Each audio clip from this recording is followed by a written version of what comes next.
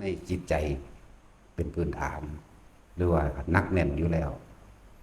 เฮาบ่เคยโต้ตอบกลับบ่เคยเอาเรื่องแต่ว่าในความเมตตานั้นในความอดทนนั้นมันก็มีขีดจำกัดของมันแต่ที่จริงบ่ได้มีขีดจำกัดเฮาอดทนโดยบ่ต้องอดทนอยู่แล้วเพราะว่าเฮาบ่มีความหวังว่าบ่ฮู้ว่าสิอดทนเอาหยังเพื่ออะไรอาจจะฟังเข้าใจยากไม่ได้อดทนเพื่ออะไรแต่ว่ามันเป็นปกติที่บ่ต้องการความแพ้หรือความชนะแล้วก็แม้นเมตตาเฮาว่าเป็นแค่สื่อของมันว่าเมตตาเฉยๆจังว่าการที่เฮาถูกรังแกข่มเหงมาตลอดแต่ว่าเฮาบ่โต้ตอบกลับมันเลยอาจดูเหมือนโง่แต่จริงๆแล้วมันมีความอดทนโดยบ่ต้องอดทนเว้าอีกอย่างหนึ่งเพื่อให้ดูตัวเองสละสลวยคือมีเมตตาแต่ว่าบ่แม่นเมตตามันเป็นอุเบกขาต่างหากพูดเว้าเพื่อให้เกิดความเข้าใจซื่อๆดอกที่จริงแต่ว่าเมื่ออีกฝ่ายหนึ่งรังแกข่มเหงบ่มีมือหยุดมือหย่อนเราจำเป็นจะต้องต่อสู้เพราะว่าโลกนี้มีทั้งคนเห็นแก่ตัวและคนที่เสียสละคนมีทั้งคนดีและคนไม่ดีนั่นเองฉะนั้นเราจึงต่อสู้เพื่อปกป้องตัวเองคำว่าอดทนและเมตตาเก็บเอาไว้ก่อนเพราะมันมีอยู่แล้วบ่จำเป็นต้องมาแสดงให้คนได้รู้ให้คนได้เข้าใจตัวเองฉะนั้นจึงโลกจึงใส่ภาษาคำว่าความอดทนของคนมันมีขีดจำกัดแต่ว่าของเราไม่มีขีดจำกัดเราปกป้องตนเองต่อสู้เพื่อป้องกันตนเองเพราะบ่มีไผนำความยุติธรรมหรือทำให้เหตุการณ์ให้จบลงให้เราได้ฉะนั้นเราต้องทำเราจำเป็นต้องทำเพื่อปกป้องตนเองแต่ถ้าเราได้สู้แล้วคำว่าถอยไม่มีนะคำว่าถอยสิบ่มีคำว่าให้อภัยหรือบ่ให้อภัยเพราะว่าเฮาอยู่ในตรงที่ว่าไม่เอาอะไรอยู่แล้วจึงเรียกว่าอุเบกขาถ้าได้สู้แล้วบ่ถอยเด้โลกเขาว่าชนะอย่างเดียวโลกเขาว่าชนะอย่างเดียว นั่นคือเรื่องของโลกว่าแต่โลกเขาก็มองว่าบ่มีแพ้กันแล้วกันเฮาแล้วก็บ่มีถอยแล้วก็มีแต่เอาชนะอย่างเดียวคำว่าแพ้บ่มีสำหรับเฮาเฮาเลี้ยวบ่เห็นทางสิกลับคืนหลังมองบ่เห็นทางมาแล้วมีแต่ไปหน้าอย่างเดียวนั่นแหละ ถึงบอกว่าอย่าเมตตาแบบโง่ๆกับคนพาลอย่าอดทนกับคนพาลจงเมตตาจงอดทนกับคนที่ดีหรือคนที่เสียสละมีต่างหากนั่นคือว่าความอดทนและความเมตตานั้นเอาไว้ให้กับคนดีให้กับคนที่เสียสละให้กับคนที่ทำอะไรเพื่อผู้อื่นที่เฮาอดทนที่เฮาอดทนมาโดยตลอดเพราะว่าเรารู้ว่าอะไรเป็นอะไรควรอะไรไม่ควร เฮาจึงบอกให้ระยะเวลามันเป็นเครื่องพิสูจน์ว่าอีกฝ่ายหนึ่งไม่ยอมเลิกเหมือนกันแหละกับประเทศไทยเฮามีแต่ความเมตตามีแต่ความอดทนมีแต่ความกรุณามีแต่มุทิตาและอุเบกขาก็มีอยู่ได้หั่นจึงถูกรังแกมาตลอดแต่ว่าถ้าได้สู้แล้วไม่มีถอยแล้วก็ต้องชนะอย่างเดียวเฮาก็เหมือนกันความอดทนเฮาบ่มีขีดจำกัดแต่ว่าอะไรควรอะไรไม่ควรควรกับบุคคลผู้เช่นใดหรือไม่ควรกับบุคคลผู้เช่นใดนั่นแหละ ว่าถ้าได้สู้แล้วบ่ถอยเด้คำว่าแพ้ก็ไม่มีอีกแล้วกับไม่ยอมหัก ไม่ยอมงอมีแต่แตกกับตายอย่างเดียวต้องใจกล้าหาญเด็ดเดี่ยวขนาดนั้นแม้ชีวิตก็ยอมได้คือชีวิตเนี่ยให้กับธรรมอย่างเดียวให้กับความจริงอย่างเดียวบ่มีการฉี่สอดตอแหลโกหกพกลมเพื่อที่จะเอาตัวเองออกมาเพื่อให้คนอื่นเห็นคล้อยตามเราบ่มีทางมีแต่ความจริงความจริงกับความจริงล้วนๆนั่นแหละจึงบอกว่าความจริงเป็นสิ่งไม่ตายสัจจังเวอมตะวาจานี่เป็นความจริงเป็นสิ่งที่บ่ตาย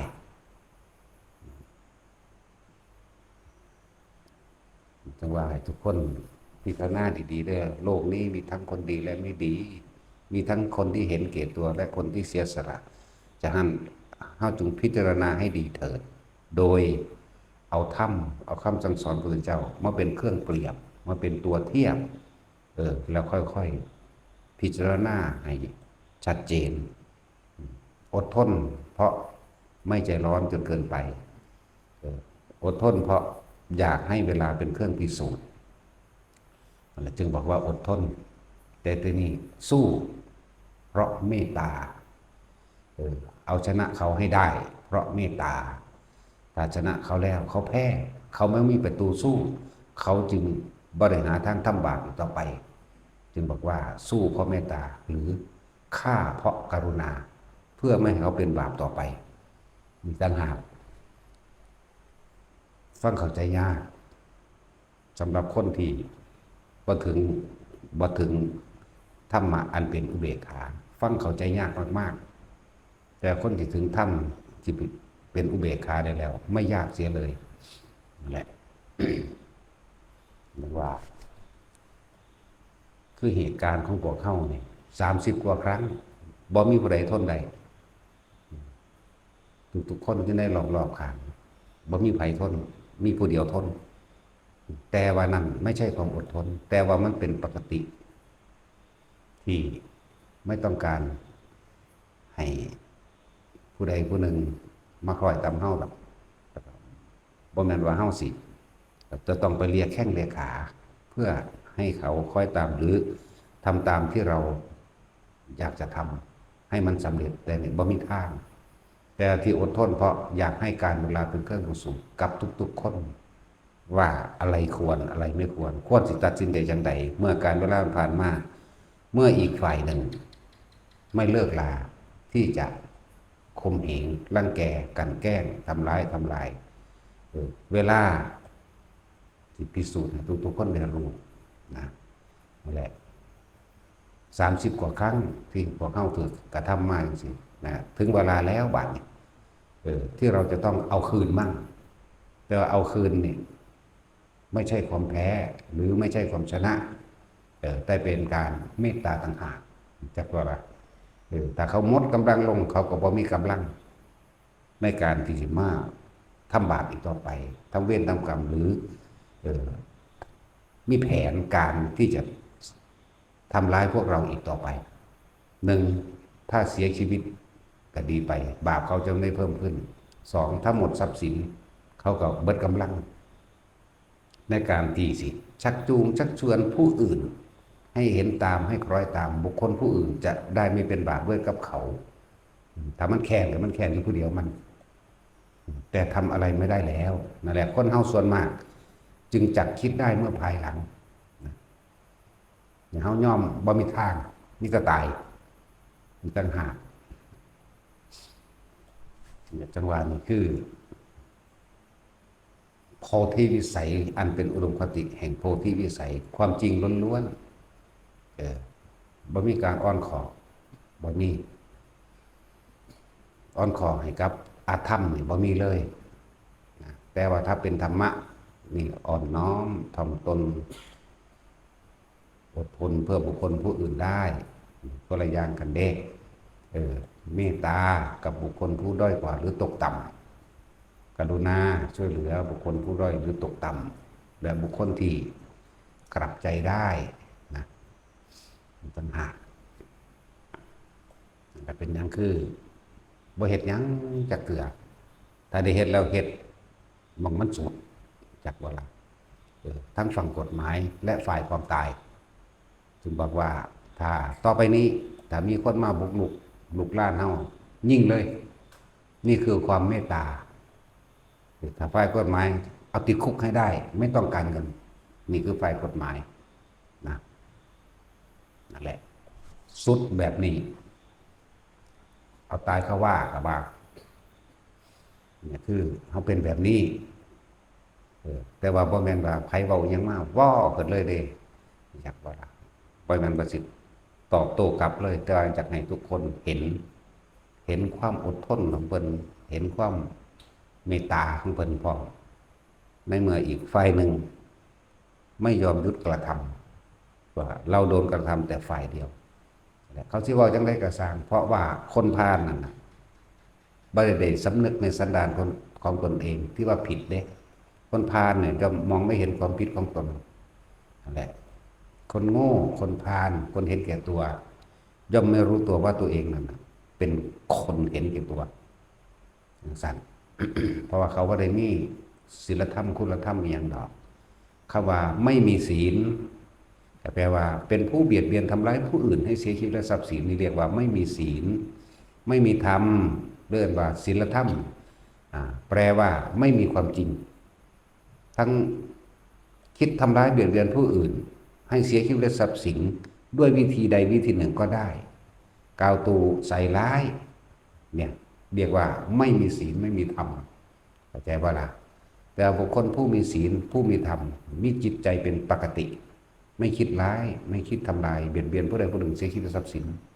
ตลอดทั้งคนและสัตว์ตามความเป็นจริง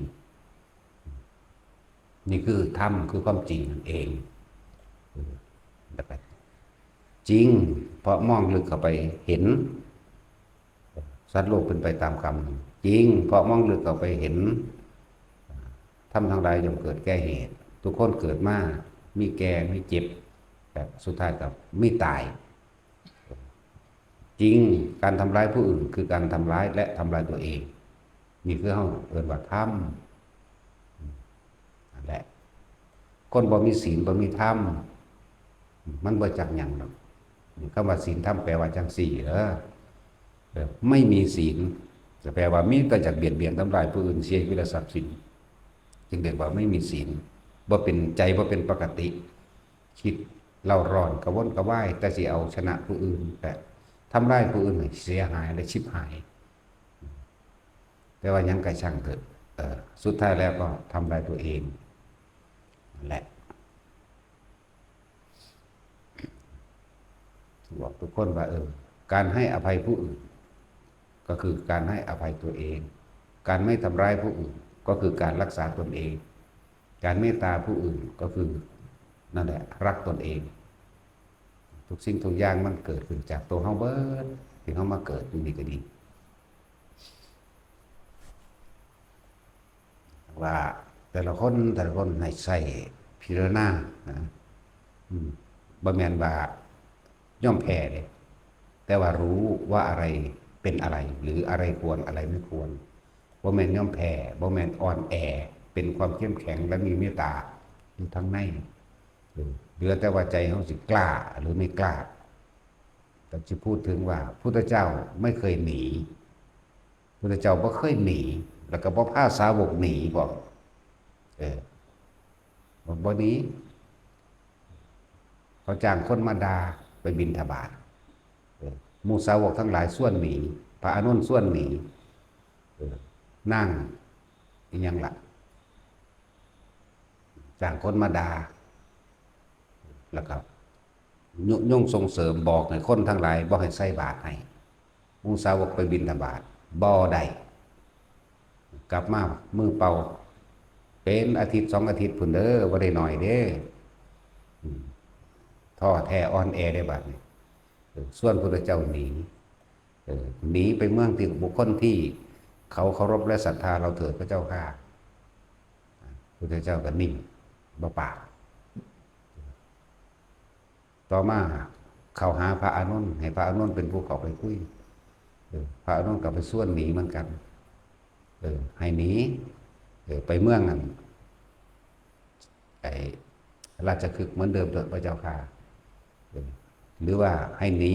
ไปเมืองโกสมพีให้หนีไปกรุงกบิลพัสดุพระเจ้าค่ะหรือว่าให้หนีไปที่ต่างๆสิพระเจ้าถ้าเราหนีไปที่เมืองนั้นถ้าเขาไล่อีกเราจะทำยังไงหนีไปอีก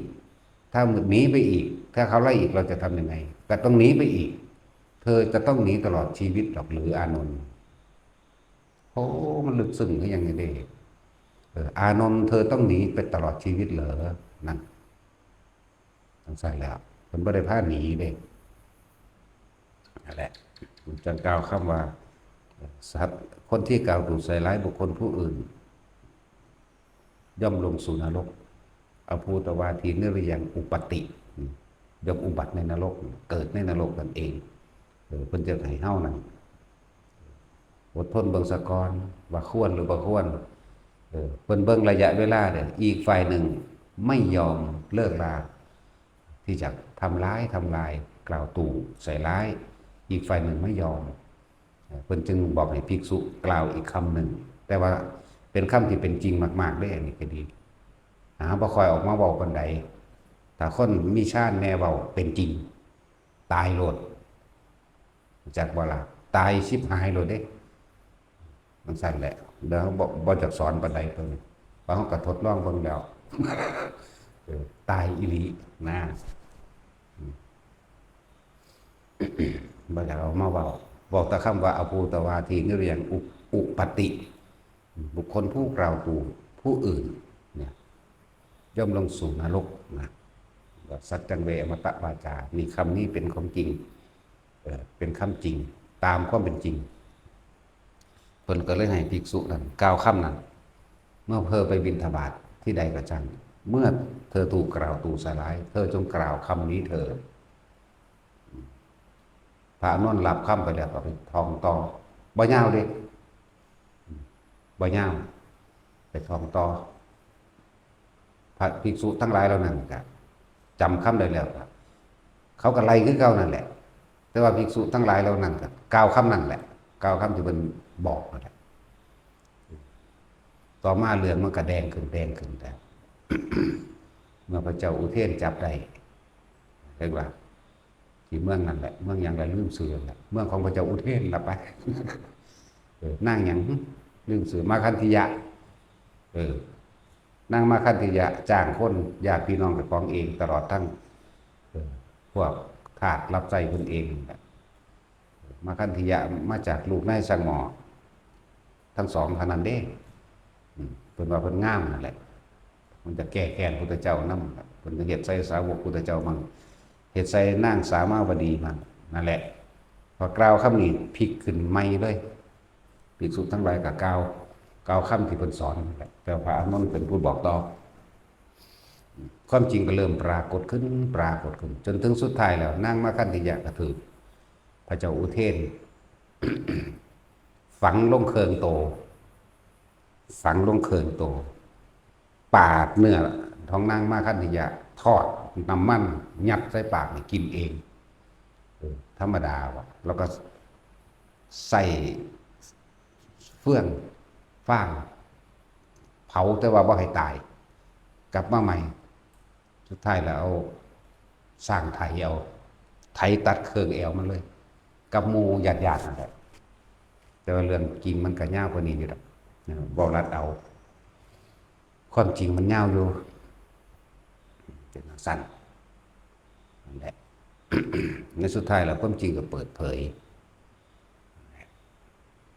พระพุทธเจ้านี่เฮ้านั้นอดทนดูอีกฝ่ายเสียก่อนเป็นการทดสอบหรือไม่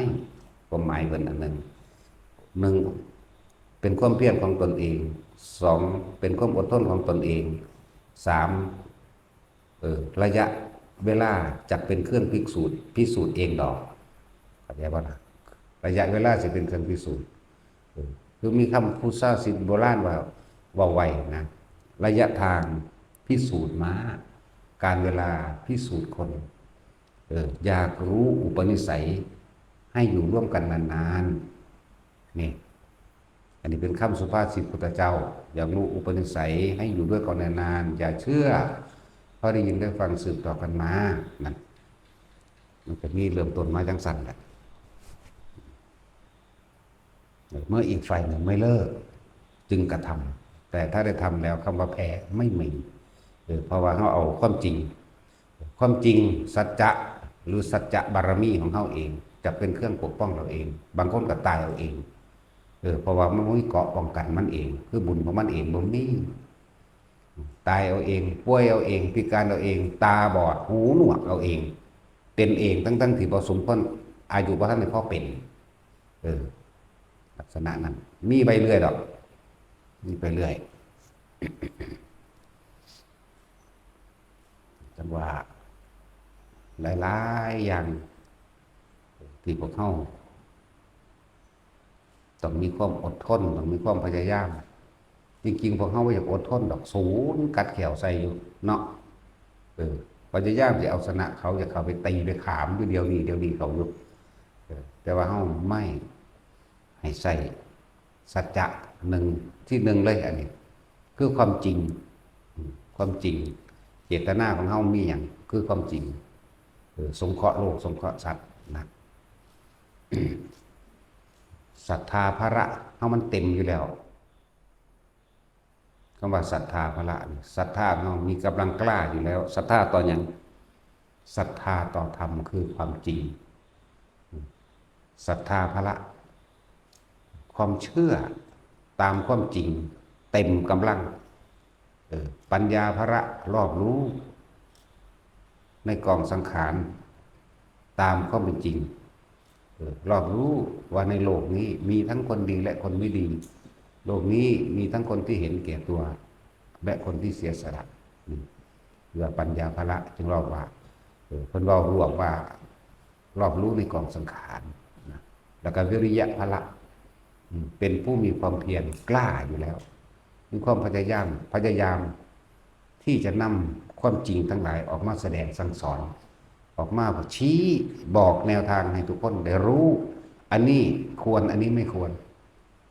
แต่ว่าบอกว่าผิดหรือบอกว่าถูกนั่นเป็นความเห็นของแต่ละคนเด้เพราะท่านได้ยืนยันตัดสินว่าผิดหรือถูกเด้อันนี้ควรอันนี้ไม่ควรภาษาโลกว่าผิดใส่การโหลดถูกใส่การโหลดแต่เขาไม่ยืนยันตัดสินแต่เล่าให้ฟังบอกให้ฟังนั่นจึงบอกว่ายืนยันตัดสินว่าใดผิดอันใดถูกเพราะผิดถูกของคนนั่นนะตามความเห็นแก่ตัวแล้ว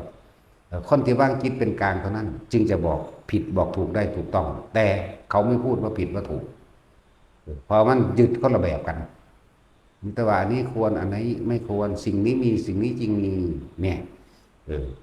สิ่งนี้เกิดขึ้นสิ่งนี้จึงเกิดตามเพราะสิ่งนี้ดับไปสิ่งนี้จึงดับตามต่างหากเด้นั่นแหละพวกเฮาบัดนี้ให้เฮาเห็นซะยังกระช่างเถอะก็รู้อยู่แล้วว่าโลกนี้มีทั้งคนที่เห็นแก่ตัวคือคนไม่ดีนะและคนที่สละตัวเองคือคนดีแต่ว่าเฮาก็เห็นอยู่แล้วล่ะว่าโลกมันมีเป็นของคู่กันเป็นธรรมคู่เป็นสิ่งที่คู่กันดำคู่ขาวมืดคู่สว่าง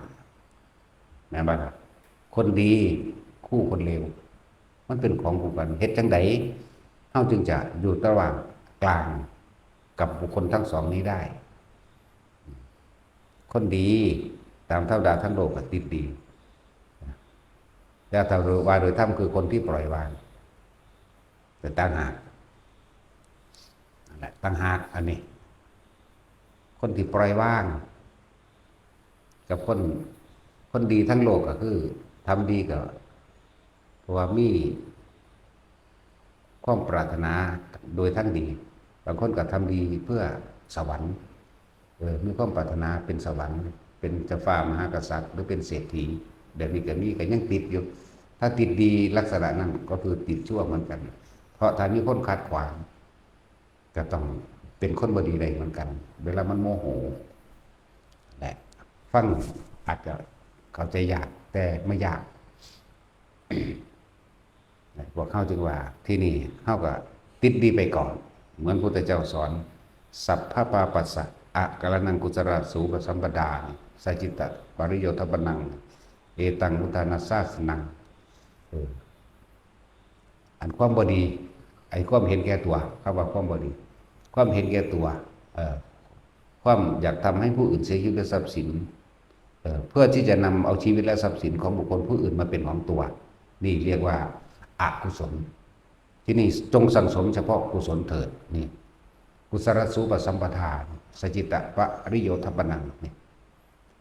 จะพยายามที่จะทำให้บุคคลผู้อื่นมีความสุขหรือมีชีวิตที่ดีขึ้นสมควรที่จะแบ่งปันสิ่งของที่ตัวเองมีอยู่ก็ให้ไปยารักษาโรคเครื่องห่มที่อยู่อาศัยเงินทองตลอดทั้งเครื่องอำนวยความสะดวกแนะนำอาชีพและการงานต่างๆช่วยเหลือโดยกำลังกายก็ช่วยเหลือโดยกำลังให้กำลังใจก็ให้โดยบริอิจฉาริษยาไพนี่เป็นว่าสร้างสมสิ่งที่เป็นกุศลนี่เรียกว่ากุศลสร้างสมกุศลไปเรื่อยเพิ่นบ่ทันได้ว่าดีหรือบ่ดีเด้กุศลเข้าใจบ่ล่ะกุศลคือความฉลาดในหนทางออกจากทุกข์คือการเวียนว่ายตายเกิดติดเบาท่าสาโลกว่าติดดีไปก่อนเอาดีไปก่อนเพิ่นบอกเขา2อย่างอกุศลไม่ดีถ้าบอกภาษาเฮากุศลดีต่างหากนะเฮาสังสมกุศลไปซะสังสมไปเรื่อยๆสังสมแต่สิ่งที่จะทำให้เห็นตามความเป็นจริงสังสมสิ่งที่จะทำให้ตนเองนั้นพ้นออกจากทุกข์ได้สังสมความเสียสละท่านบ่มีก็ให้มีซะโดยไม่หวังสิ่งใดตอบแทนการได้แบ่งปันและช่วยเหลือบุคคลผู้อื่นโดยกำลังกายก็ทำซะถ้ายังไม่เคยทำโดยไม่หวังสิ่งใดตอบแทนแนะนำทางปัญญาแนะนำหลายๆอย่างนั่นแหละเพื่อเขามีชีวิตที่ดีขึ้นหรือมีทางออกในชีวิตแนะนำไปซะโดยไม่หวังสิ่งใดตอบแทนเหมือนกันกับองค์แห่งธรรมกถึกการสั่งสอนแสดงธรรมแห่งองค์พระธรรมถึกเลยบ่ได้หวังสลาบสักการะมีจิตเมตตาอย่างเดียวมีจิตเมตตาแล้วก็ต้องประกอบด้วยอุเบกขาเป็นที่คือเก่าบ่เสียดสีบ่ทิ่มแทงบ่พูดกระทบกระเทียบนะไม่ยกตนข่มท่านนะองค์แห่งธรรมถึกมี5อย่างนั่นแหละจังสันบริวังสื่อเสียงบริวังสาบสักการะบ่เสียดสีและทิ่มแทงบ่ยกตนกระทบเทียบท่านคมท่านที่สำคัญคือบ่หวังลาภสักการะใส่แหละเข้ากับเหมือนกันจงสั่งสมที่มันเป็นกุศลไม่มีเครื่องร้อยลัดไม่มีเครื่องทิ่มแทงคำว่ากุศลกุสะแปลว่าหญ้าคาหญ้าคาสมัยตะกี้คือผู้ใดเหยียบต่อมันก็เฮ็ดให้เจ็บตีนผู้ใดถือใบมันก็ถือปาดขาปาดแข้งปาดมือจับบ่ดีลูดกับบาดมือเจ้าของเองเพิ่นเรียกว่าสิ่งที่กลับมาทำร้ายตัวเองเรียกว่าอกุศลสิ่งที่ไม่ทำร้ายตัวเองบอกว่าเขาจะเดินเป็นทางทิศทางใดหรือว่าจะจับยังก็แล้วแต่มันไม่กลับมาทำร้ายตัวเองจึงเรียกว่ากุศลธรรมาตามความเป็นจริงของเลยกุศลธรรมาสิ่งนี้ที่เราทำแล้วจะไม่กลับมาทิ่มแทงและทำร้ายตัวเองตามความเป็นจริงเรียกว่ากุศลธรรมาอกุศลธรรมาเองสิ่งนี้ทำแล้วจะกลับมาทำร้ายและทิ่มแทงตนเองนั่นสัตว์อภยากตาได้มั้ยทำเป็นกลางๆเป็นกลางๆไปเรื่อยๆอภยากตาธรรมาอภยกฤตถ้าอ่านเป็นภาษาไทยอภยกะแปลว่าผู้ไม่มีภัยเลยอัพยะแปลว่ายังคืออภัยนั่นแหละนั่นแหละสิ่งที่ไม่มีโทษจิตใจเป็นกลางๆมันก็เกิดกลายเป็นความอภัยให้แก่ตนและคนอื่นตัวนั่นแหละกุศลธรรมะกุศลธรรมะอภยกตาธรรมะในโลกนี้สุขายะเวทนายะสัมปยุตตาธรรมะทุกขายะเวทนายะสัมปยุตตาธรรมะอทุกขมะเนี่ยมีสุขมีทุกข์และไม่สุขไม่ทุกข์คืออุเบกขานะมีคำสั่งสอนนั่นเลยเอิ้นว่าอภิธรรมอย่างหนึ่งจากว่าตะกุศลาอภิธรรมก็เลยทำอันยิ่งใหญ่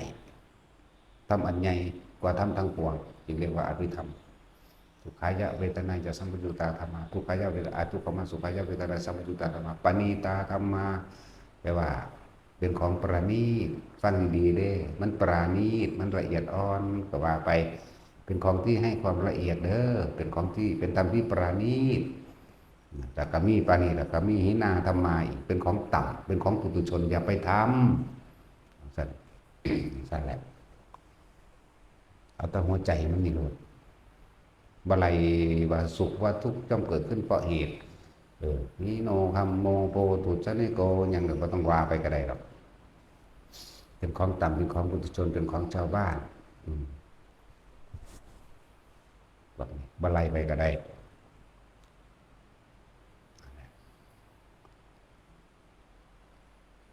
คือจังนั้นพวกไปงานศพมาวันนี้เบากันอยู่ดีๆเห็นกันอยู่ดีนี่จากกันเพราะท่านพ่อเดือนตายซ้ำอันนี้เป็นเครื่องเตือนสติตัวเองเด้คนนอกเกิดมาหากินซ้ำตายนี่คือเบาความจริงอีกหากินซ้ำตายอีกดีแต่หากินตายเลยกับท่านในบาเถอะหากินซ้ำหากินเพียงแค่รอวันตายสั่นแล้วรวยกับสร้างก็หากินไปตายรวยไปตายจนไปตายเลยแหละเป็นจังใดเฮาสิบ่ตาย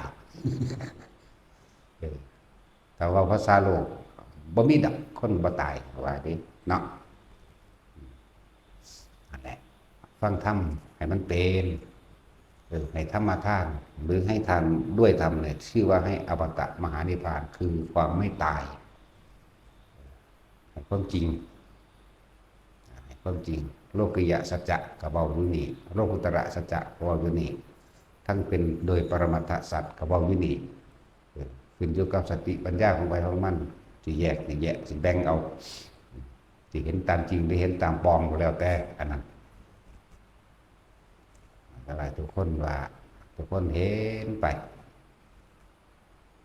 จริงพวกเขาเคยอยู่กับคนตายมาหลายคนแล้วดิเห็นคนตายมาหลายคนแล้วเนาะแต่ว่าไม่เคยคิดสำนึกสำเนียกว่าตัวเองจะตาย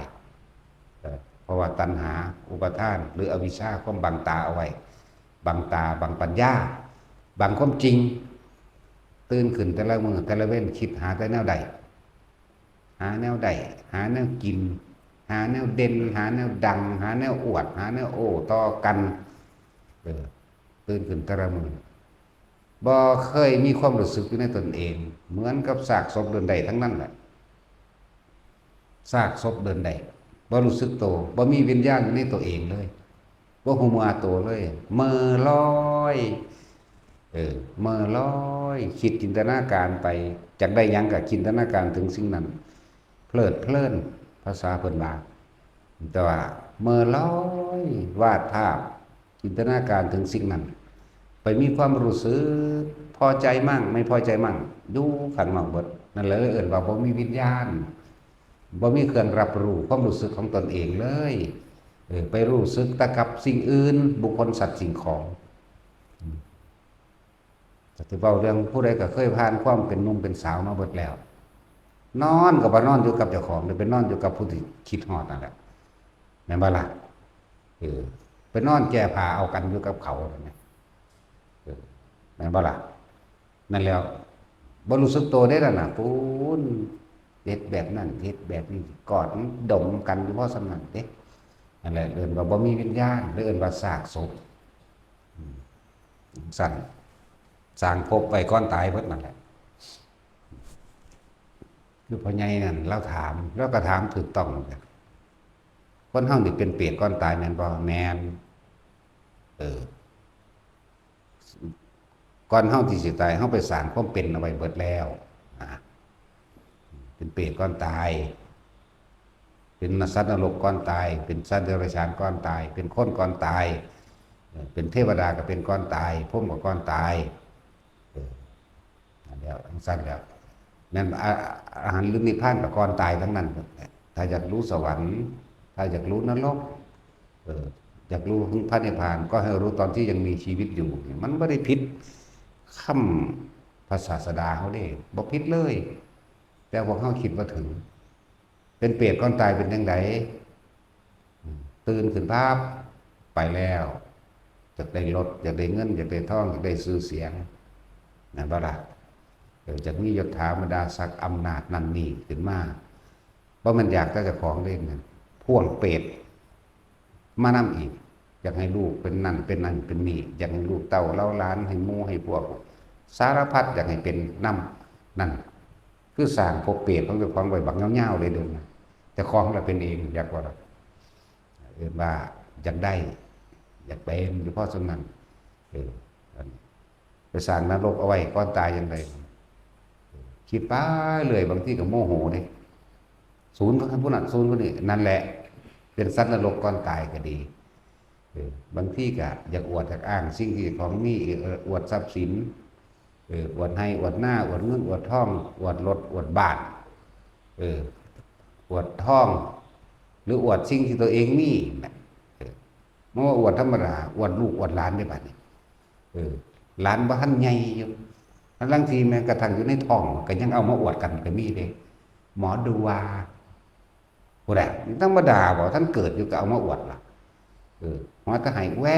วโอ้ยเกิดวันนี้เป็นคนดวงแข็งเด็กหลานข่อยนี่ว่า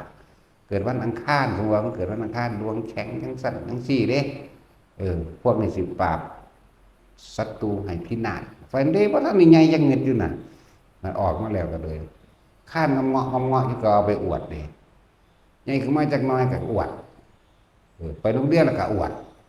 เข้าโรงเรียนก็อวดสารพัดนั่นแหละนิสัยเดรัจฉานเรียกว่าหลงก็ใหญ่ว่าล่ะนั่นแหละเป็นเดรัจฉานก่อนตายเปรตก่อนตายมันจะเบิ่งยากหยังไปเห็นอีหยังก็อยากได้เบิดโลดนั่นแหละเปรตเห็นต้นไม้น้ำไห้น้ำหน้าเขางามแท้กูจะไปเห็นเงื่อนได้วงกบประตูได้หน้าต่างได้นั่นแหละเปรตหรือว่ายังมาในวัดมาท่านแต่แท้ก็ยังท่านแบบเปรตธรรมดาบอกท่านขอได้บาทขอตะพึดตะพื้สารพัดแม่นบ่ขอเห็นอยู่เนี่ยนี่เวลาโดยทั้งบ้านทั่วไปพาดหอยเนาะห่วงเว้ากันเว้ากันเองเพื่อจะเอาเองก็มีไว้นี่แหละเดี๋ยวแม่สิเบิ่งดักทำทาวี่แบบไปคนลงมาไปแม่สิเฝ้ายันหมามันเดี๋ยวแมงวันมันเว้าเอาเองด้วยหนึ่งจังว่าเว้าเพื่อที่จะพอถ้าเขาไปหันหลังหันปั๊บใส่เต็มตาแล้วก็ไปไว้อีกหม่องนึงบ่ได้ก็หาถุงมาใส่ไว้มันก็ธรรมดาเด้เนาะนั่นแหละเปรตเข้าใจว่าล่ะแปลว่าผู้หิวกระหายผู้ไม่รู้จักอิ่มจักพอผู้มีความเจ็บปวดอยู่เป็นนิดเจ็บปวดแสบร้อนอยู่เป็นนิดคำว่าเปรตนี่เห็นยังจากใดเบิดมันตั้งแปลกประหลาดเนาะเบิ่งง่ายๆเปรตแต่อยู่ในวัดก็ยังมีเนาะเข้าใจว่าล่ะบ่แม่นมีหลายในวัดดอกยังว่าเว้าคนทางนอกข้างหลายก็นั่นอีกคือเขาบอกกันพลาดตกนรกเยอะที่สุดที่ตกก็เยอะบางไทยภาษาบวชนิดหน่อยเนาะเว้าขวางเขาเจ้าเบิ่งกันน่ะจังซั่นแหละพระเปรตพระผีคน 7,000 ล้านบวชเผ่าพันธุ์หมดเลย 7,000 ถูกมั้ยเนาะแต่ว่าเยอะที่สุดคือบวชเท่านี้นึงตก 8,000 ล้านบ่ว่าเขามีกำลังใจนึงแล้วเว้ยครูอ้างแต่ครูบาอาจารย์เขาว่าหลายอย่างแต่ว่าของผิดหลายเฮานี่ว่าเอาเองนี่บ่อ้างไผหรอกแนวจังซี่เน้นหน่อยนึงแบบพอมันบวชหน่อยในโลกนี่เดียวนี่เฉพาะ100 ล้านอยู่บ่นี่คนตั้ง 7,000 กว่าล้านเต็มโลกนี่เพราะ100 ล้านอยู่บ่มันเสี่ยวกันอยู่บ่เนาะเฮ้ยกว่าจากล้านเดียวทั้งเบิดประเทศโลกเดี๋ยวนี้นั่นแหละบ่ยังก็ให้กำลังใจกันนี่เนาะไปสิอยากบวชแต่ว่าบวชก็ว่าเราไม่ได้สิเป็นผีเป็นเปรตโลดจังซั่นแหละเยอะที่สุดว่าซั่นเข้าใจอยู่ดอกความหมายนี่แต่ว่าอธิบายเขาเจ้าเข้าใจบ่นั่นแน่เข้าใจอยู่พระอรหันต์ก็มีได้ล่ะเนาะพระอรหันต์ก็เยอะที่สุดคือกันในนักบวชนี่แหละชาวบ้านบ่มีพระอรหันต์เลยว่าได้เป็นจักคนนี่ล่ะเนาะ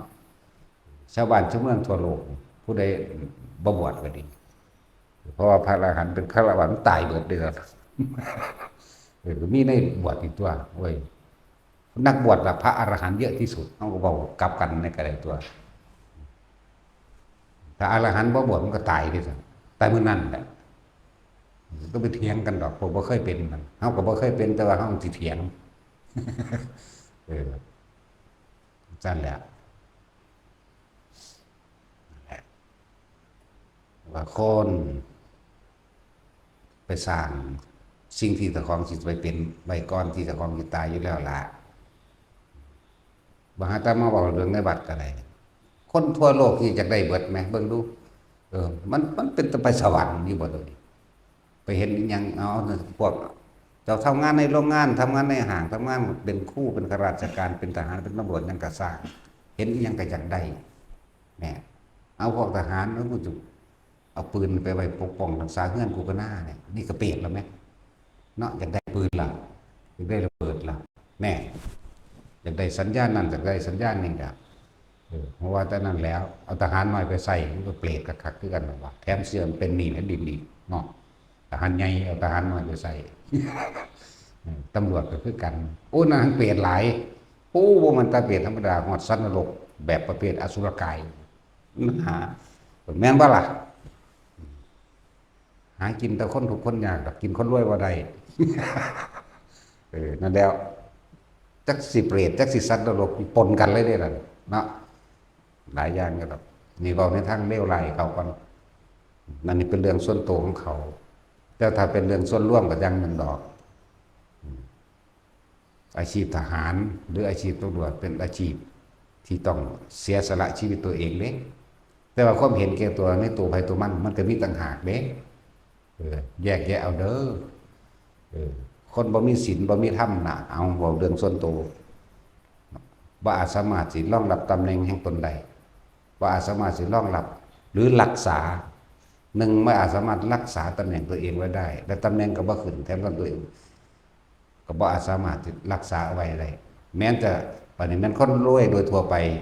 หรือว่ารวยก็สั่งคนที่ไม่มีศีลธรรมคนบ่มีคุณธรรมก็บ่อาจสามารถที่จะรักษามูลมรดกของปู่ย่าตายายพ่อแม่เอาไว้ได้คือกันนี่เรื่องส่วนตัวจากบ่นี้เรื่องส่วนร่วมก็อีกแบบนึงเรื่องส่วนตัวก็อีกแบบนึงเด้อคนมีศีลมีธรรมเท่านั้นแหละจึงจะสามารถพาตัวเอง พ้นออกจากถ้าว่าเรื่องโลกพ้นออกจากความทุกข์ยากได้ถ้าเรื่องธรรมพ้นออกจากทุกข์ได้แต่ว่าล่ะถ้าว่าเรื่องธรรมสามารถเอาตัวเองพ้นออกจากทุกข์คือการเวียนว่ายตายเกิดได้อย่างต่ำกับโสดาบันอย่างสูงกับอรหันต์เลยได้ก็ได้ตอนเป็นนี่แหละไม่ได้เป็นตอนตายหรอกคือจากลูกกับลูกตอนเป็นนี่แหละนะแหละสั้นส่วนทั้งโลกก็สามารถนำพาครอบครัวพ้นออกจากความทุกข์ยากลำบากได้พ้นออกจากความยากจนได้นะและเพิ่นนึกว่าคนทั้งโลกมันจะเห็นทรัพย์มีค่ายิ่งกว่าปัญญาแต่ว่าคนทั้งท่าน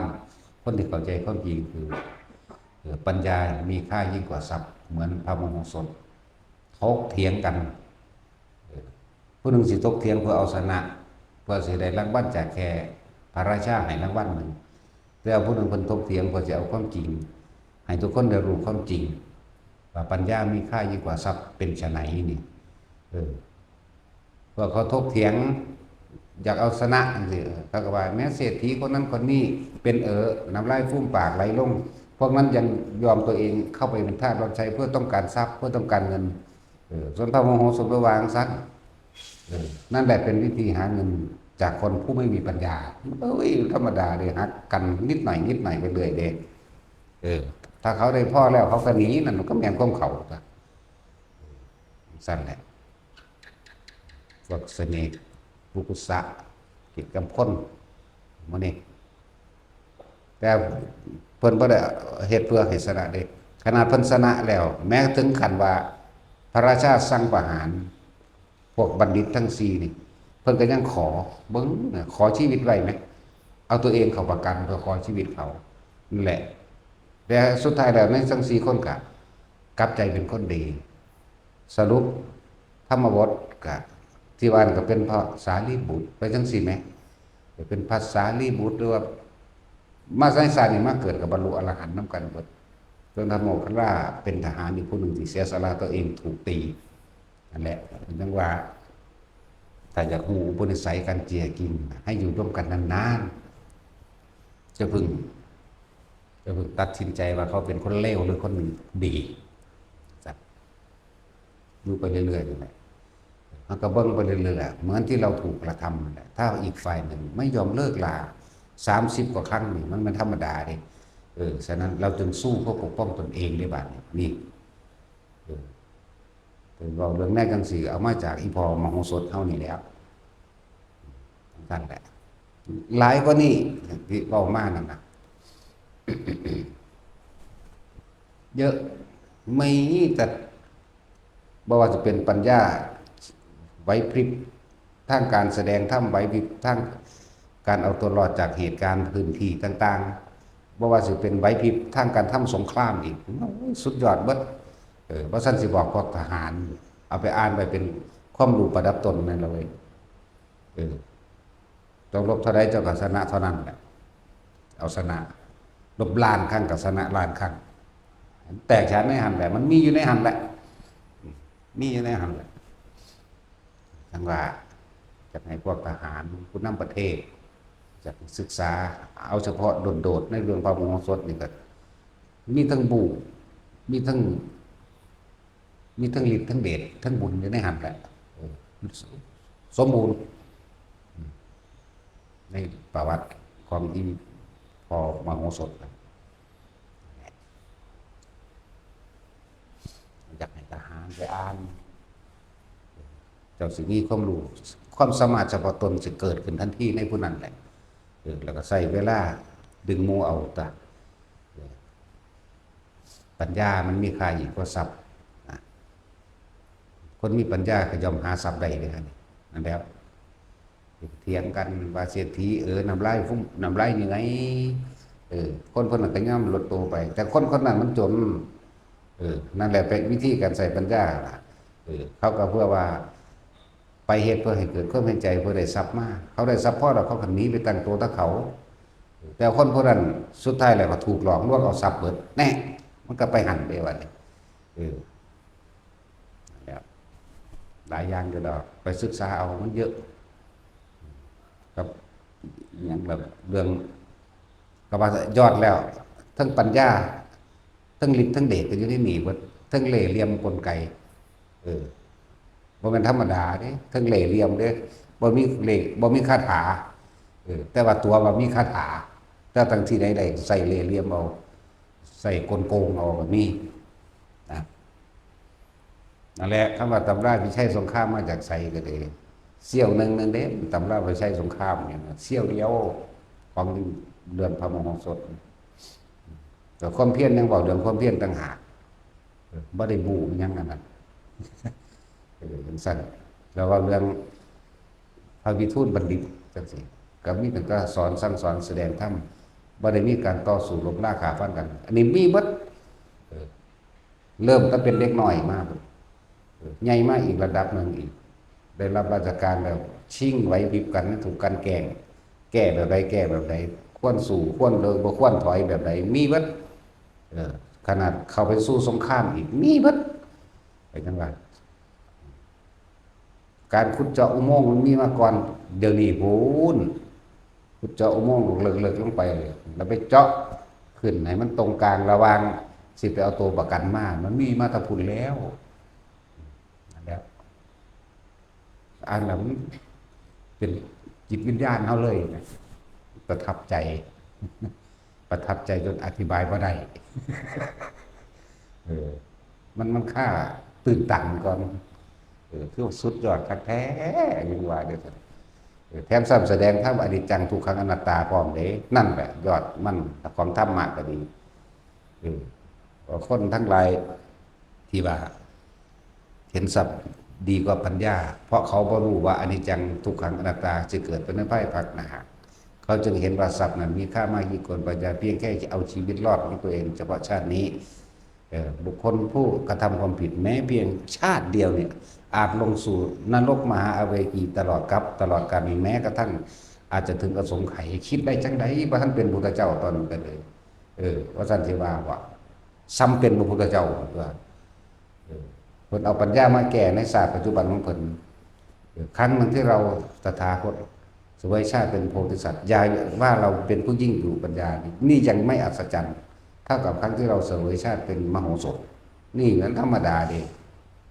เหมือนกันกับเพิ่นบัดนี้อีกครั้งหนึ่งที่เพิ่นเสด็จไปสู่กรุงกบิลพัสดุเรียกว่าฝนแดงฝนสีชมพูฝนโบกกระยังละลืมซื้อแล้วภาษานั้นเรียกว่าฝนตกฝนที่ทำให้เกิดความชุ่มเย็นเป็นการเชื่อมต่อระหว่างหญ้าและฝนนั้นเป็นฝนออกสีชมพูดอกตอนเป็นเสด็จเข้าสู่กรุงกบิลพัสดุนั่นแหละหลายพระอนุนพระท่านบวชได้ตอนนั้นพระยังละเป็นอุปถากภาษาคระหรือยังนี่แหละหรือนี่ละหรือคนทั้งหลายก็บอกน่าอัศจรรย์จริงเนาะนี่ภาษาศาสดาเสด็จเข้ามาฝนโบกหะธรณียังนี่แหละตกหนากันแม้นฝนตกในการครั้งนี้ไม่น่าอัศจรรย์เท่ากับเมื่อครั้งที่เราตถาคตเสวยชาติเป็นโพธิสัตว์นั่นไหมยิ่งน่าอัศจรรย์กว่าเมื่อพระเจ้าแห่พระเวสสันดรเข้าสู่เมืองนั่นแหละนั่นแล้วนั้นยิ่งน่าอัศจรรย์กว่าเพราะตอนนั้นเรายังไม่ได้สิ้นซึ่งตัณหาป้าตัวธรรมดาเลยแต่ตอนนี้เพิ่นบ่มีตัณหาเลยเด้เพิ่นเรียกว่าบ่น่าอัศจรรย์อะไรทั้งสั้นแล้ว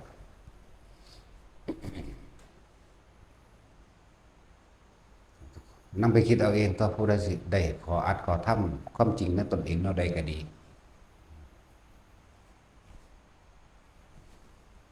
บางคนเห็นทรัพย์สมบัติมีค่ายิ่งกว่าทางปัญญาแต่ว่าคนมีปัญญาเป็นยังจังออกบวชจังสิเขาก็เถียงเด้ทั้งสั้นเด้บางครับพ้นสิไปแก้ยากอย่างเอาฤาษีตอนนั้นมีทรัพย์สมบัติถึง80 โกฏเพราะว่าความเห็นทุกข์เห็นโทษเพราะความห่วงซึ่งทรัพย์สมบัติมีสิ่งใดก็ย่อมทุกข์กับสิ่งนั้นก็จะเจ็บปวดกับสิ่งนั้นรักษาสิ่งนั้นนะพอเห็นโทษแห่งความมีและความเป็นท่านทั้งหลายเหล่านั้นจึงทิ้งห่วงเสียจึงทิ้งสิ่งที่กำลังแบกอยู่เสียท่านทั้งหลายเหล่านั้นออกไปแล้วมีอะไรห่วงหรือไม่แล้วเขาก็ยังเถียงอีกได้ว่านี่แล้วจะกินอะไรจะอยู่ยังไงนั่นเถียงไปอีกได้ว่านี่บัดนี้เพิ่นถามขึ้นได้ท่านเป็นห่วงบุตรและภรรยาหรือไม่ที่สุดในชีวิตแต่ว่านักพจน์ผู้นั้นน่ะมีบุตรมีภรรยาให้ห่วงหรือไม่บอกไม่มีแล้วเขาทุกข์หรือไม่นั่นตั้งสั้นแล้วบัดเถียงไว้ทั้งมากครับเราพอใจอย่างนี้มีมันเอาจังซี่ได้บัดนี้เพิ่นก็ว่าก็เขาพอใจเช่นนั้นเหมือนกันกับท่านแต่เขาไม่มีห่วงอะไรเลยเมื่อบุตรของท่านถูกทำร้ายเธอจักเสียใจและโกรธหรือไม่โกรธทำร้ายถึงกับขั้นฆ่าเขาเลยแต่บุคคลผู้นั้นไม่มีบุตรให้เสียใจบุคคลผู้นั้นไม่มีภรรยาให้เสียใจบุคคลผู้นั้นไม่มีบ้านให้ห่วงให้กังวลหมายถึงฤาษีผู้นั้นนั่นแหละถึงว่าท่านคิดว่าท่านมีปัญญาเลยแต่นั่นแหละผู้มีปัญญาเลยจึงทิ้งทุกอย่างเข้าสู่เนกขัมมะคือบวชเพื่อจะทำตนออกจากความไม่กลับมาเกิดอีกเพราะนะธรรมดาบอกคือหูผู้แล้วแต่ว่าบรรลุก็เลยเนาะนั่นแหละถึงบอกว่า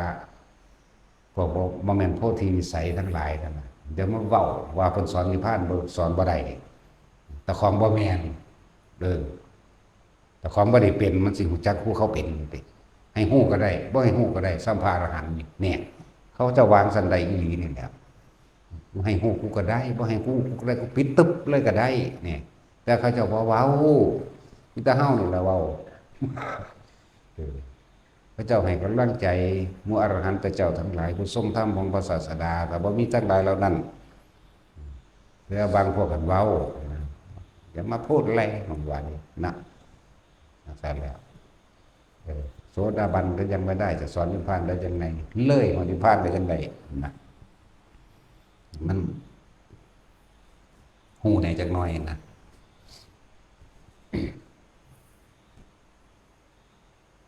แต่ว่าทุกๆคนนำไปคิดโดยเฉพาะเรื่องความตายเนาะถ้าเจ้ามีสิ่งใดเวลาพวกเจ้าสิตายพวกเจ้าก็จะทุกข์กับสิ่งนั้นแหละสิ่งที่พวกเจ้ามีแหละผู้ใดมีลูกก็ไปทุกข์กับลูกนั่นแหละโอ้ยจะสิอยู่จังใดเนาะท่านตั้งตัวได้อยู่เดี๋ยวบางลูกพวกเขามันรวยมันก็มีผัวมีเมียใหม่แล้วมันเป็นคนละคนเหรอเด้มึงก็บ่เบิ่งน้องเลยเนาะเด็กเขาก็มีลูกให้ห่วงต่อไปเหมือนกันนั่นน่ะนั่นแหละก็เลยบอกว่า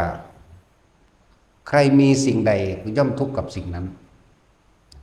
ทุกข์ตัวมันสิเป็นสาเหตุให้ไปเกิดทุกข์จักสิทุกข์ซะได้อีกจักสิเป็นกรรมเป็นกันเป็นอสงไขยมันเด้ผู้ใดมีท้องก็ห่วงท้องก็ทุกข์กับท้องใครมีลูกก็ห่วงลูกทุกข์กับลูกใครมีหลานทุกข์กับหลานใครมีสมบัติงัวควายใครมีสมบัติเป็นแมวเป็นหมาก็ทุกข์กับแมวกับหมาแล้วไปเกิดน้ำหมาน้ำแมวน่ะอย่างสั้นแหละใครมีขี้ดินหลายก็ไปเกิดเป็นบุ้งเป็นนอนหรือเป็นยังอยู่ในหันแหละแต่ว่านี่บ่เปรียบเปยจะซื้อได้ว่าอาจจะตกนรกสะก้อนจังขึ้นมาใหม่ก็ได้ ธรรมดาใช่แล้วผู้ใดมีอำนาจทั้งเป็นบ้าคักบ่ต้องห่วงอันพวกนี้คือวันนี้ข้อเราถามนักการเมืองเขาโกงประเด็นหลายๆเขาบ่คิดบ่จะมาสร้างบัตรเขาจะบ่เอาไปซอยคนทุกคนยากบ่ฮึมันว่าเอาถ้ามันมีฮิริโอตตัปปะมันมีความละอายต่อบาปเกรงกลัวกบาปมันสิโกงบ้านโกงเมืองบ่เนาะมันฮอดบ่เป็นนักการเมืองอยู่แล้ว ก็ฮู้อยู่ว่านักการเมืองเขาไปหาผลประโยชน์เอาเงินไปซื้อเงินไว้ ทั้งสั่นฟังเข้าใจว่าล่ะเอาเงินไปซื้อเงินเลยล่ะตอนบ่ทันได้เป็นมันไหวไปแมงตะกันขี้ดินพุ่นล่ะ ตอนมันเป็นแล้วมันสิไหวเจ้าซะล่ะเนาะมีแต่มันสิตีนเหยียบซ้ำเหยียบข้อคมของเงินเจ้าต่อซ้ำนั่นแหละนักการเมืองกันว่าป้าตัวเขาโกงหลายปานนี้เขาบ่คิดสิซอยคนทุกข์คนยากบ่เขาบ่คิดที่สิสร้างวัดสร้างว่ามันมีบ่ซั่นโอ้ยมันสิถ้ามันมีหิริโอตตัปปะนั่นน่ะมันบ่เป็นฮอดนักการเมือง มันว่าล่ะซั่นแล้วเขาบ่มีดอกแนวมันนั่นมีแต่อยากได้กับอยากได้อย่างเดียวนั่นแหละนี่แผ่นดินก็ต้องห่วงดอกนาบอกเพิ่นฟังพวกสิเป็นหนี้แผ่นดินหนี้แผ่นดินการกินคนเด้นั่นน่ะใช่ว่าพวกอันคมเหงคนมารวยเหยียบคนมารวยเด้บ่ต้องห่วงดอกถ้ามันบ่เป็นอรหันต์มันบ่พ้นแล้วกันนายากคือดอกที่สิไปโสดาบันนี่หยังว่ายากบ่ต้องห่วงเขาบ่คิดพ่อหรอกว่าสิมาสร้างวัดสร้างว่าถ้าสร้างก็สร้างเพื่อเอาหน้าเอาเสียงเอาคะแนนจากบ่ล่ะมันบ่เป็นบุญบ่เป็นซะเลยเด้นั่นน่ะเพราะเขามีจุดหมายอย่างอื่นเหมือนกับทำทานแลกของเข้าใจว่าล่ะไปทางสั้นตัวมันสิรู้จักความสงบมันสิรู้จักหิริโอตตัปปะบ่รากเหง้าข้อมูลของศีลทั้งหลายก็หิริโอตตัปปะเกรงกลัวต่อความชั่วที่ตัวเองที่รังแกข่มเหงผู้อื่นย่านต่อผลของมันที่รับทุกโทษบาปกรรมที่ตัวเองกระทำดังสั่นก็เขาว่ามีความคิดแบบนั้นดอกบ่มีเลยเพราะว่ามันความคิดมันเร็วกว่าหมาอีกหน่อยธรรมดาว่ะธรรมดาเด้อนั่นแหละบอกให้เบิดทุกคนเนี่ยบ่ได้เจาะจงผู้ใดผู้หนึ่งเป็นแมงเบิดนั่นแหละสั่นแหละสั่นเถียงกันมีแต่ว่าคำว่าเพื่อประชาชนก็เพื่อหัวมึงเองก็ไปกันเลยเนาะสั่นละเศรษฐีอย่างอื่นที่เขาค้าขายไปเขาด้วยไปเขาบ่ได้ยุ่งเขาบ่ได้ยากปานใดเด้ ทำบุญแท้สร้างวัดไปน้ำซอยเหลือคนไปน้ำเด้แต่บ่บอกนี่ไม่กูทำเพื่อตัวกูเองนั่นบ่ล่ะสิไปทอดกฐินมังหันวันนี้อย่างประกาศตัวเองอยู่ว่าซั่นอยากได้คะแนนนิยมเนาะซั่นแล้วแหละมันบ่เป็นคนจริงดอกที่เขาว่าอันพวกนั้นพวกนี้นะบอกก็เล่นกับหมายังดีกว่าอีกเห็นป่ะสั่นแหละแต่ว่าแนวมันนี่มันก็เป็นความจริงสั่นแหละส่วนมากเพราะว่าส่วนมากแบบว่าลอยทั้งหลานซะลงเบิดจากมันที่ไปแก่อยู่หม่องใดลอยทั้งหลานลงเบิดลงมาเวกีบ้าบางพวกหรือว่า3,000 กว่าพระพุทธเจ้าก็ยังอยู่ในใบเวกีอยู่เด้มันบ่ธรรมดาเด้พวกนี้นั่นแหละคือว่าเดี๋ยวเขาก็ว่าจะให้สอนทำอย่างเดียวบ่ให้จากหนุ่มการเมืองมันเป็นแม่นการเมืองพระพุทธเจ้าเฮาก็อาศัยแต่ละประเทศแต่ละเมืองก็เพื่อว่าให้สอนคนเป็นคนที่เสียสละตัวมันบ่ซั่นสอนนักรบสอนทหารก็สอนอยู่ล่ะแต่มันบ่ได้ศึกษาใช่เว้าจังได๋บ่ธรรมะอันนี้น่ะธรรมะก็เลยความจริงเนาะความจริงของคนกลุ่มนั้นนะมันบ่ได้เกี่ยวกันเด้ที่จริงมันอันเดียวกันเบิดนั่นแหละมันบ่ได้แยกแยะดอกในความจริงของแต่ละคนความจริงของบุคคลผู้มีความโลภจนฆ่าคนได้โลภจนฆ่าพระก็ได้ฆ่าพระอรหันต์ทำลายพระพุทธเจ้าได้เบิดเด้แล้วคน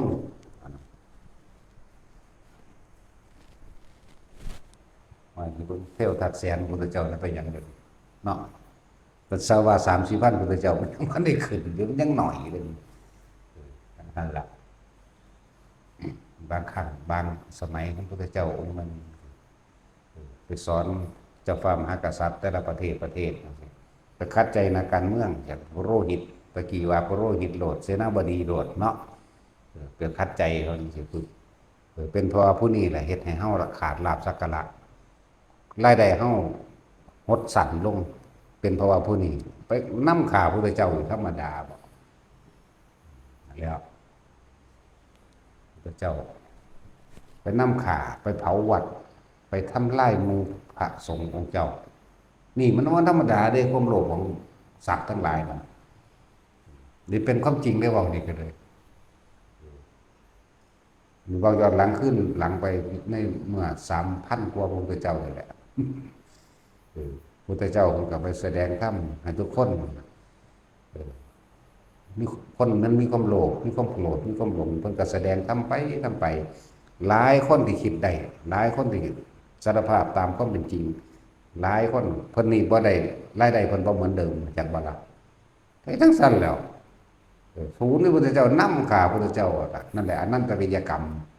มันข่าเพิ่นบ่ได้ดอกมันมีทางมันบ่ได้ข่าพระพุทธเจ้าได้ถือแผ่นดินสูบเหมือนกันหมอนั่นก็เลยแต่ต้องไปตีนถือมันต่ออยู่แต่ว่าเพื่อนตีนขี้เดียดตัดไส้บูดกับอะไรเพราะว่าไฟมันแห้งมันถึงบูดเปื่อยนะตัดสินแล้วยังหน่อยเด่นเลยแต่เมื่อกี้เบิ่งเอาครับคืออย่างนั้นอาชาติศัตรูนี่หมื่นพุทธเจ้ากินจะมาดุริกากับหมื่นมาขั้นที่ยะหมื่นพุทธเจ้าได้จังขึ้นจากมนุษย์แต่พวกนี้ก็ค่อยเวียนว่ายแต่เกิดสูงต่ำดำขาวได้หั่นมันบ่นำสายเดิมเบียงสันเด้มันบ่นำสายเดิมมันจำเป็นไปตามสายเหมือนกับที่ได้เกาะเกี่ยวติดตามกันมานั่นเองเรียกว่าบุพเพสันนิวาสการกระทำบุญรวมกันนั่นแหละเรียกว่าคำว่าบุพเพสันนิวาสต่างๆบ่ได้เว้าเรื่องเฉพาะว่าคู่ตัวผัวเมียเด้จักว่าการกระทำบุญร่วมกันบุพเพสันนิวาสร่วมกันเป็นกลุ่มเป็นก้อนมาแต่เคยปรารถนาร่วมกันมาเรื่อยๆแหกคอกออกไปซะบัดนี้ไปตั้งต้นไม้ได้บัดนี้ เอามึงสิเอาย่ำใดวะไปตั้งต้นไม้ปุเพจักตะบุญญาตาก็คือการกระทำบุญเอาไว้ในการก่อนร่วมกันว่าปุเพสันนิวาสกับว่าการสร้างสมมันกับคนหลายใจคนหลายใจมันจะเลือกเด็กอาจารย์องค์นี้ที่แรกก็เชื่ออยู่ศรัทธาเห็นน้ำดีอยู่เมื่อใดเมื่อหนึ่งบ่พอใจโดดนี้ไปหาผู้ใหม่เอาเดี๋ยวนี้แหละปัจจุบันโดดนี้ไปหาผู้นี้จักจะเอาไผกันแน่เลยหรือบ่ตั้งมั่นได้หาความตั้งมั่นบ่ได้เลยแลนหาแต่เลือกอาจารย์เนาะที่เคยว่า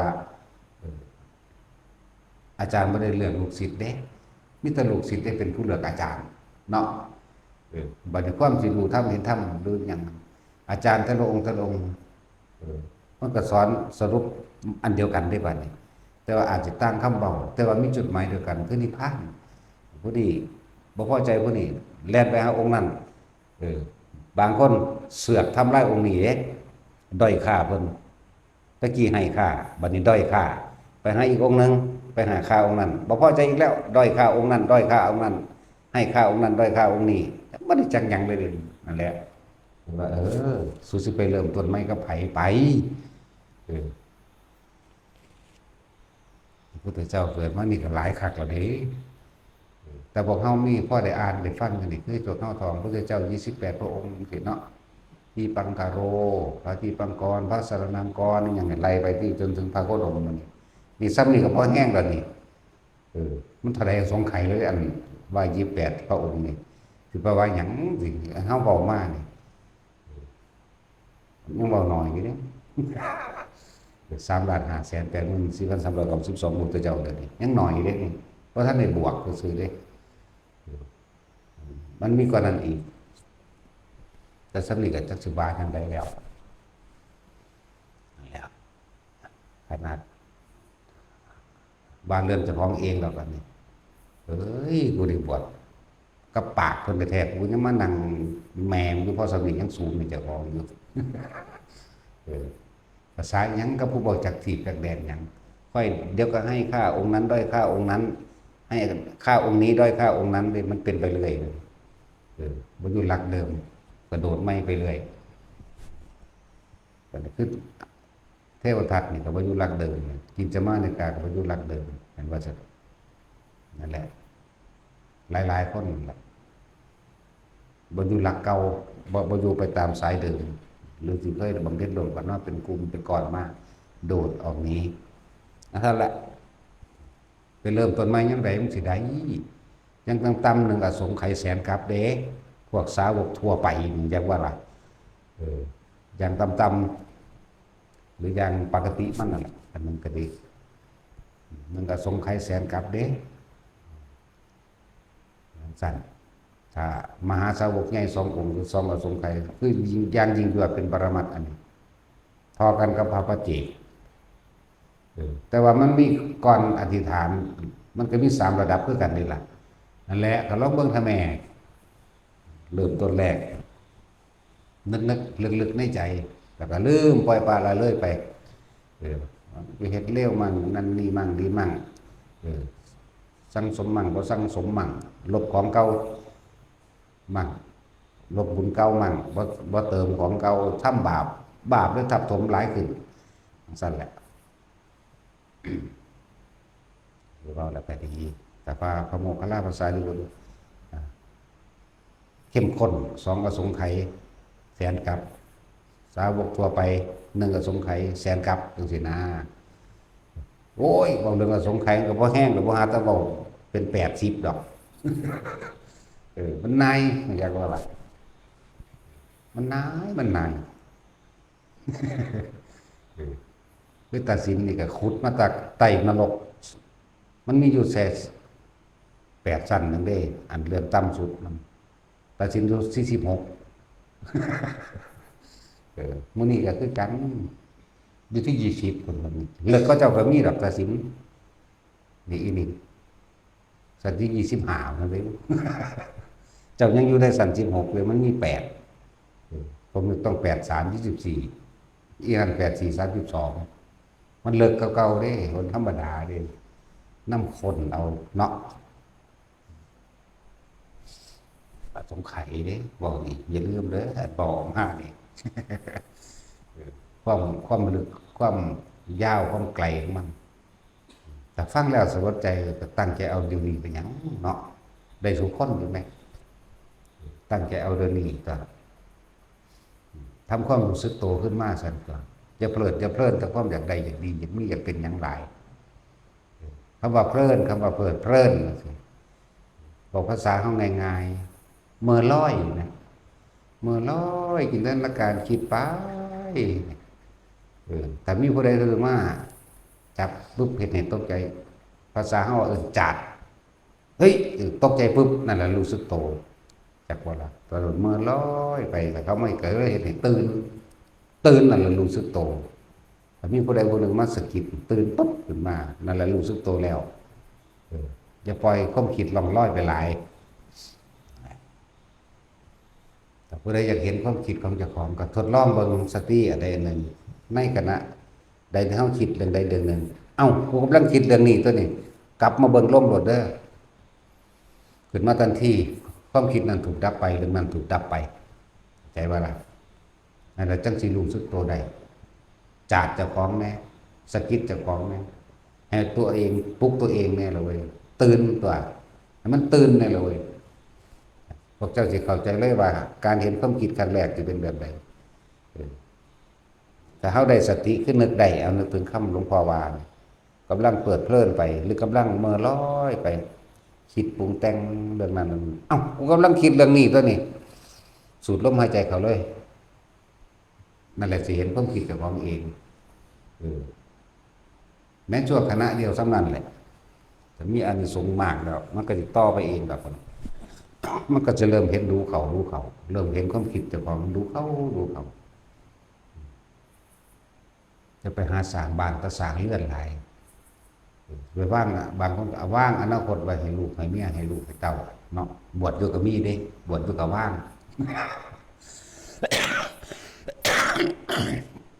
ว่างอนาคตไว้ให้กันว่างอนาคตไว้ให้คนอันนั่นแหละเมื่อลอยไปหรือว่าเพลินนันทิราคะเปิดเพลินไปกับสิ่งที่พ่อใจโดยนันทิราคะ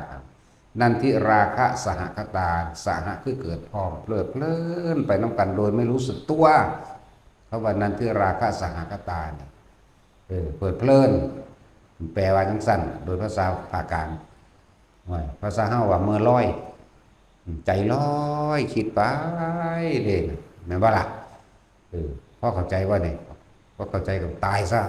แปลยังคักปานี่แหละก็เลยตามความรู้สึกที่ผู้ใดก็เคยเมื่อลอยตัวเนาะแต่จินบ่มีสมองเราก็ยังพ่อเข้าใจได้อยู่เด้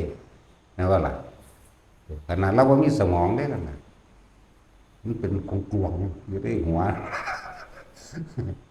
อย่างสั่นแหละเมื่อลอ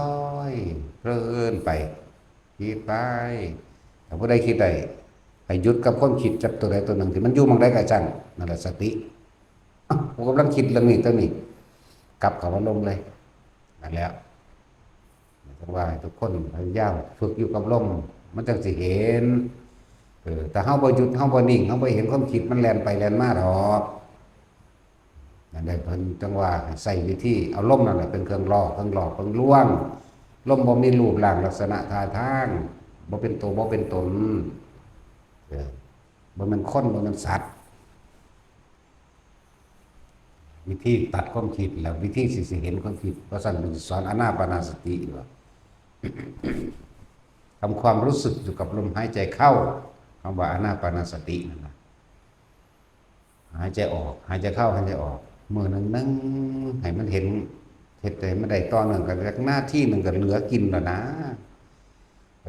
ไม่ได้เอาหลายได้เอาหน้าที่เดียวนี่มันอุ้ยว่าธรรมดามันดับภพดับศาสตร์เท่าไรล้านภพด้านศาสตร์เดียวนะภพเกิดหมายถึงความคิดเท่ากำลังเพลินไปอารมณ์เท่าไหมมันก็เกิดตายเรื่อยคิดเกิดตายเลยได้แล้วนะจักว่านี่นั่นแล้วเชื่อแต่ว่าบ่ท่านได้ตายออกจากร่างซื้อได้ตายออกจากร่างก็ไปตามสุดท้ายที่มันไปค้างไว้จักอารมณ์ค้างบ่เดิมเนาะ ศูนย์ในคนเฮ้ยมันบ่ล่มจักเทื่อเลิ่นว่าอารมณ์ค้างนอนอยู่กับยันทวนอยู่ผู้เดียวน่ะพลิกไปพลิกมาอยู่หั่นเมื่อสัตว์ออกศูนย์นั่นแหละเอิ้นว่าอารมณ์ค้างหัวใจวายตายตอนนั้นไปนรกนั่นแหละที่บอกว่าคนเฮามันสั่งภพไว้ไปเกิดก็ตายยังเกิดยิ่งเกิดนั่นแหละแต่เศร้าคิดเรื่องนี้ก็คิดตายครับเรื่องนั้นเกิดเรื่องนี้เกิดภพนี้ตายเรื่องนี้ภพนั้นโอ้สารพัดมันเร็วคือหยังเดียวชอได้ล้าน3 ล้านกว่ามันได้แต่ละนาทีนี่มันวิสำนาธรรมดาพูดจะบอกเป็นหยังดอกเพราะสำนึกเนาะบอกความไวของจิตกันพูดแต่บอกกับพวกสูงอยู่ข้างบนแน่หรือพ่อว่ากันใดอยู่แล้วก็พวกนี้ซึ่งลึงเนาะก็รู้เรื่องหลัก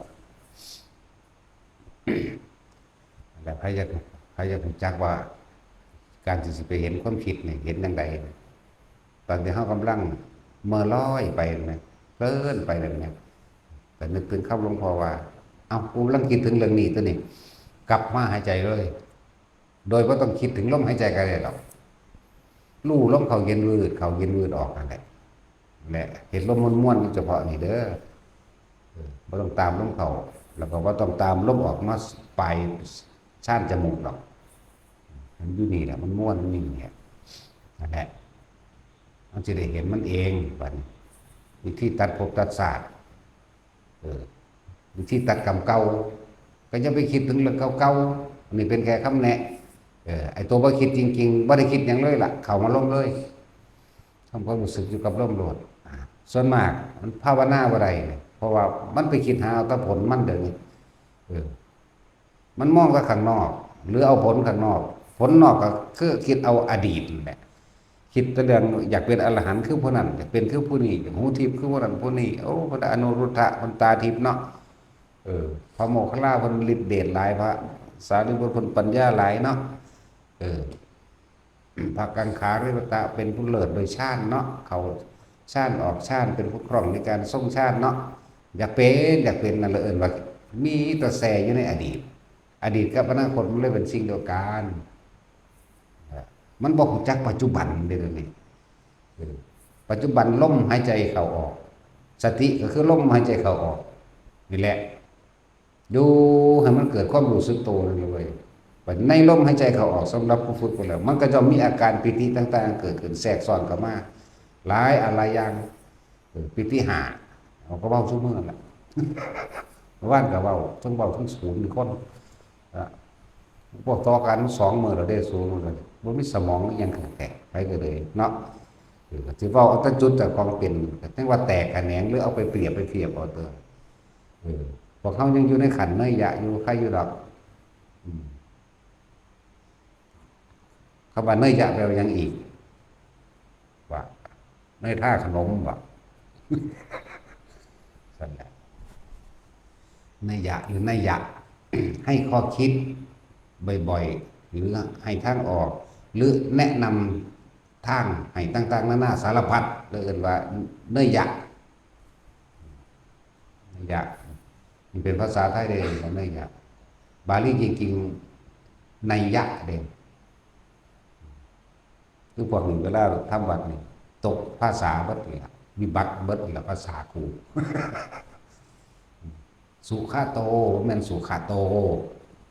แต่อิติปิโสก็ตกหลายอิติปิโสภควาภควา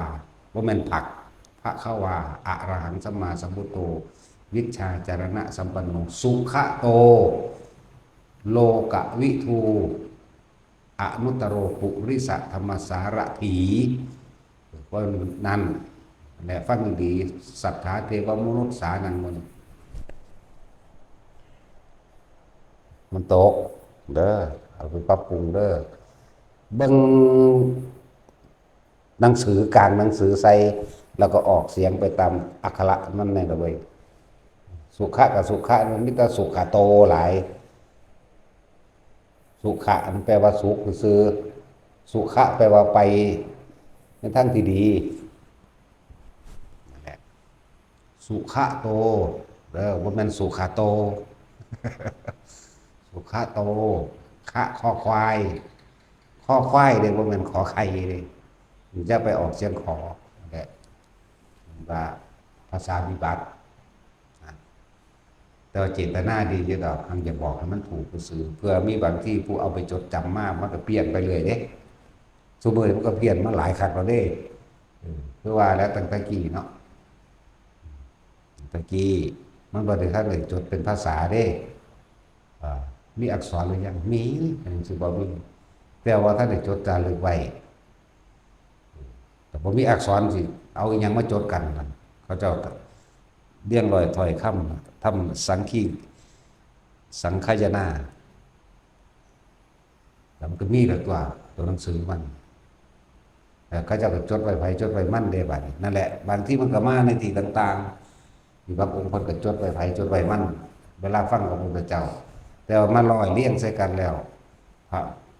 มหากัสสปะเป็นหัวหน้าหมู่นี่จังมาจดให้เป็นแนบเดียวกันโดยพระสังฆเถระทั้งหลายนี่นะครับสังฆายนาขึ้นมาใหม่เรียงร้อยแต่ว่าผู้จดไว้ตั้งหากของเพิ่นก็มีเด้เออเพราะว่าไตรปิฎกนี่มันพระพุทธเจ้าเฮ็ดภาษาวกเฮ็ดบางองค์เพิ่นก็ชื่ออะไรแบบนี้เพิ่นก็จดไว้ของเพิ่นแต่ว่าบ่ได้ถูกหยิบเข้ามาในหมวดหมู่ใน 84,000 กันนี่ธรรมขันธ์กันนั่นแหละ 84,000 กันว่าธรรมขันธ์ขันธ์ไปว่าหมวดไปว่าหมู่กองแห่งขันธ์นี่หมวดแห่งกายนี่ขันธ์ห้าหมวดหมู่แห่งเวทนาเวทนาตาเวทนาหูเวทนาจมูกก็มีเด้เนาะเริ่มแล้วคือความรู้สึกภายใจในใจเฮานั่นแหละแต่จรข้ามูว่ากับเปิดหนังสือว่ารถแม่มันจะบ่ผิดเพี้ยนจากอักขระภาษาขอกับเป็นข้อกับว่าเป็นออกขอว่ามันสุขะโตว่ามันสุขะโตสุขะโตตั้งแต่อิติปิโสบทของก็ดีอิติปิโสภะคะวานี่ภะคะวาบ่มันภะคะวาเด้ภะคะวาอะระหังสัมมาสัมพุทโธวิชชาจารณะสัมปันโนสุขะโตโลกะวิทูอนุตตโรปุริสธรรมสารถิสัทธาเทวมนุษสานังพุทโธภควาติสวาขาโตภควตาเด้บ่แม่นภควตาภคะเด้พากันว่าขอใครเดินภควตาธัมโมสันทิฏฐิโกเด้อากาลิโกเอหิปัสสิโกโอปะนิโกปัจจตังเวทิตโพวินยูหินั่นแหละพากันไปท่องไม่เด้อเอาสมาทานซะ